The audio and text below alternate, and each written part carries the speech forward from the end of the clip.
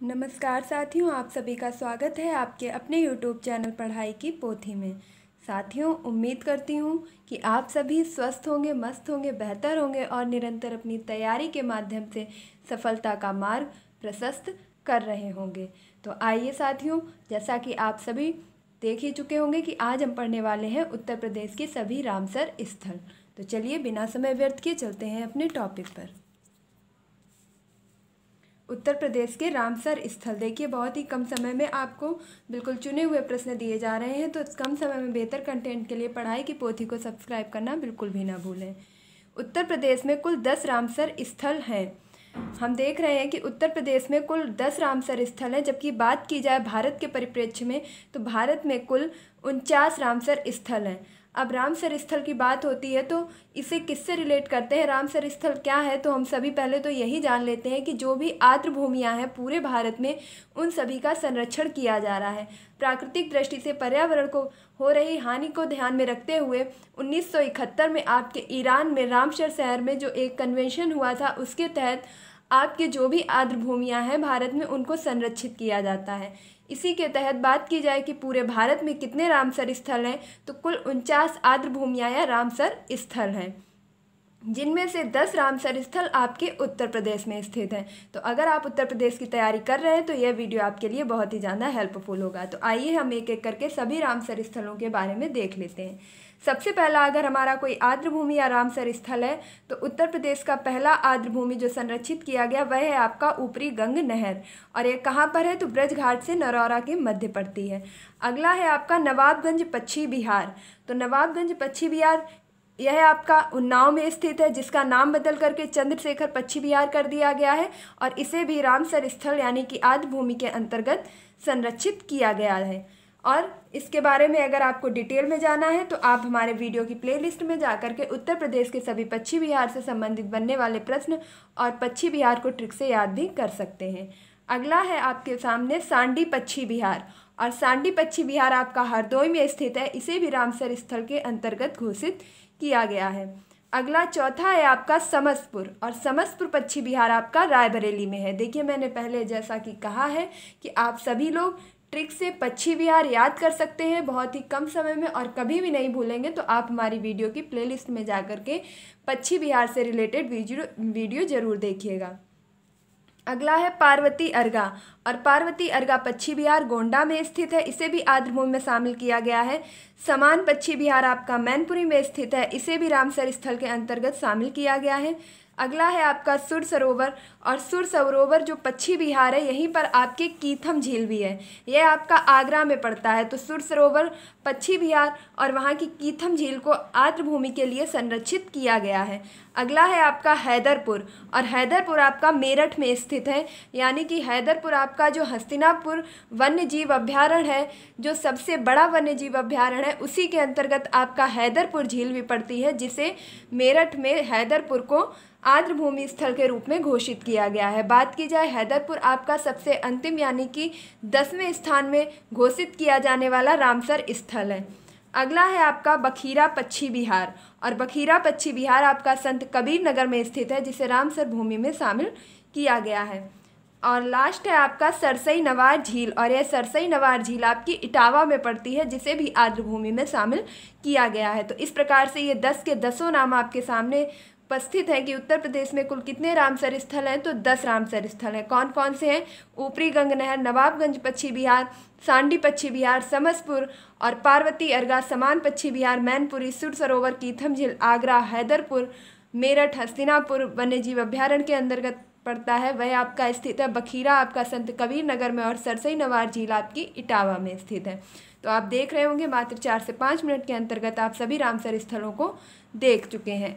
अगला प्रश्न है आपसे, हैदरपुर वेटलैंड हस्तिनापुर वन्यजीव अभ्यारण्य, हस्तिनापुर वन्यजीव संरक्षण में स्थित उत्तर प्रदेश का सबसे बड़ा रामसर स्थल है, जो कि 2021 में 10 रामसर स्थल घोषित किया गया है, मीन्स 10वां रामसर स्थल घोषित किया गया है। जैसा मैंने आपको पहले ऊपर भी बताया था, तो इससे अब आप बिल्कुल सरल भाषा में समझ लीजिए कि आपसे अगर आर्द्र भूमि से प्रश्न पूछा जाएगा तो यह आपके लिए बहुत ही ज़्यादा इम्पॉर्टेंट हो जाता है कि हैदरपुर वेटलैंड को आपके 10वें आर्द्र भूमि के रूप में संरक्षित किया गया है। और यह कहाँ पर स्थित है? तो हस्तिनापुर वन्यजीव संरक्षण जो है आपका, वहीं पर आपके हैदरपुर वेटलैंड को भी संरक्षित किया गया है। और यह आपका सबसे बड़ा भी रामसर स्थल है, इस चीज़ को भी याद रखेंगे। अगला प्रश्न है आपका, यूनेस्को में शामिल उत्तर प्रदेश की धरोहर। तो यूनेस्को में आपके उत्तर प्रदेश की कुल कितनी धरोहर शामिल की गई हैं? तो 3 धरोहर शामिल की गई हैं। सबसे पहले है आपका ताजमहल, आगरा का किला और फतेहपुर सीकरी। अब ताजमहल और आगरा का किला आपका 1983 में ही शामिल कर लिया गया था, जबकि बात करें फतेहपुर सीकरी की तो फतेहपुर सीकरी आपका 1986 यानी कि 1986 में शामिल किया गया था। तो इस चीज़ को बहुत ही ज़्यादा याद रखेंगे कि यूनेस्को में शामिल उत्तर प्रदेश की कुल 3 धरोहर हैं, ताजमहल, आगरा का किला, फतेहपुर सीकरी। और इस चीज़ को भी याद रखेंगे क्योंकि इसमें 3 ऑप्शन अगर आप याद नहीं रखेंगे तो चौथा जो अलग से डाला जाएगा उसमें कन्फ्यूजन हो जाएगा। तो आप तीनों याद कर लीजिए, ताजमहल, आगरा का किला और फतेहपुर सीकरी को यूनेस्को की धरोहर में शामिल किया गया है। बात की जाए कि भारत में कुल कितनी धरोहर हैं, तो भारत की कुल 40 धरोहर यूनेस्को में शामिल की गई हैं, जिसमें से 3 उत्तर प्रदेश की हैं। इस चीज़ को याद रखेंगे, पूरे भारत में कुल 40 धरोहर यूनेस्को के द्वारा विश्व धरोहर सूची में शामिल की गई हैं, जिनमें से 3 आपकी उत्तर प्रदेश की हैं, आगरा का किला और ताजमहल, और इसके बाद आपका फतेहपुर सीकरी। अब भारत की कुल 40 धरोहरों में से 32 हैं आपकी सांस्कृतिक यानी कि कल्चरल जो आपकी धरोहर है, वो 32 यानी कि 32 आपकी ऐसी धरोहर है जो कि सांस्कृतिक चीज़ों से रिलेटेड हैं। फिर है आपका 7 और 7 आपकी प्राकृतिक स्थल हैं, जिन्हें आपके यूनेस्को द्वारा विश्व धरोहर सूची में शामिल किया गया है। बात करें, एक आपकी मिश्रित धरोहर है जो आपकी सांस्कृतिक और प्राकृतिक दोनों दृष्टि से महत्वपूर्ण है, और वह है आपकी कंचनजंगा। देखिए यहाँ पर नहीं लिखा गया है, तो आप खुद से भी लिख सकते हैं अपने नोट्स में, अगर आप नोट्स लेकर के बैठे हैं, कि जो मिश्रित धरोहर है वह है आपकी कंचनजंगा। इस चीज़ को याद रखेंगे। तो अगर आपसे पूछा जाएगा कि उत्तर प्रदेश में कुल कितनी धरोहर यूनेस्को में शामिल की गई हैं, तो 3 शामिल की गई हैं। वहीं पर बात की जाए भारत की, तो भारत के परिप्रेक्ष्य में कुल 40 धरोहर शामिल की गई हैं, जिसमें आपकी 32 सांस्कृतिक, 7 प्राकृतिक और 1 मिश्रित है, और जो मिश्रित है उसका नाम है कंचनजंगा। अगला प्रश्न है आपसे, उत्तर प्रदेश राज्य पर्यटन विभाग की स्थापना। तो उत्तर प्रदेश राज्य पर्यटन विभाग की स्थापना 1974 में की गई थी। उत्तर प्रदेश के हेरिटेज आर्ट में शामिल है। देखिए, एक आपका हेरिटेज आर्ट यानी कि बात करें स्वर्णिम त्रिभुज की, पर्यटन त्रिभुज की, एक ऐसा स्वर्णिम पर्यटन त्रिभुज है जिसके अंतर्गत उत्तर प्रदेश के सबसे महत्वपूर्ण पर्यटन स्थल शामिल किए जाते हैं। तो इस स्वर्णिम त्रिभुज में आपके जो शामिल होने वाले शहर हैं उनमें है आपका आगरा, लखनऊ, वाराणसी। तो यह प्रश्न आपके लिए बहुत ही ज़्यादा इंपॉर्टेंट है कि उत्तर प्रदेश के हेरिटेज आर्ट में कौन कौन से शहर शामिल हैं। तो 3 शहर आपके इस त्रिभुज के अंतर्गत आते हैं, आगरा, लखनऊ और वाराणसी। बात की जाए कि यही सेम स्वर्णिम त्रिभुज आपका भारत के लिए कौन कौन से शहरों को प्राप्त किया गया है, तो यह है आपके दिल्ली, आगरा और जयपुर। दिल्ली, आगरा और जयपुर। एक चीज़ आपको कॉमन मिल रही होगी कि आप भारत की बात करें या आप उत्तर प्रदेश की बात करें, आगरा आपके दोनों ही त्रिभुज में कॉमन है। तो अगर उत्तर प्रदेश की बात की जाएगी तो आपके आगरा, लखनऊ और वाराणसी को शामिल किया जाएगा, जबकि भारत में आपके स्वर्णिम त्रिभुज के अंतर्गत दिल्ली, आगरा और जयपुर को शामिल किया जाता है। तो चलिए हमेशा की तरह एक फास्ट और क्विक रिवीजन मेरे साथ स्टार्ट करते हैं। उत्तर प्रदेश में रामसर स्थलों की कुल संख्या कितनी है? 10। भारत में कुल कितनी है? तो 49। बात की जाए 49वां आपका रामसर स्थल जो है वह कौन सा है, ये आप अब कमेंट बॉक्स में बताएंगे कि 49वां रामसर स्थल आपका कौन सा घोषित किया गया है। ऊपरी गंग नहर ब्रजघाट से नरौरा, नवाबगंज पश्चिम बिहार, उन्नाव में है, सांडी पश्चिम बिहार, हरदोई में, समस्तपुर रायबरेली में, पार्वती अर्गा गोंडा में, समान पश्चिम बिहार मैनपुरी में, सुर सरोवर या कीथम झील है आपकी आगरा में, हैदरपुर आपका मेरठ के अंतर्गत जो हस्तिनापुर वन्यजीव विहार है वहाँ पर स्थित है, बखीरा आपका संत कबीर नगर में, और सरसई नवार झील आपकी इटावा में स्थित है। तो इस प्रकार आपके 10 नाम आपको अब तक याद हो चुके होंगे जो उत्तर प्रदेश के रामसर स्थल घोषित हो चुके हैं। हैदरपुर वेटलैंड को आपके हाल ही में रामसर स्थल में शामिल किया गया है सन 2021 में। इस प्रकार यह आपका 10वां रामसर स्थल बन चुका है, जो आपकी परीक्षा की दृष्टि से और करंट अफेयर्स की दृष्टि से भी बहुत ही ज़्यादा महत्वपूर्ण है। और यह आपका सबसे बड़ा भी रामसर स्थल है, इस चीज़ को याद रखेंगे।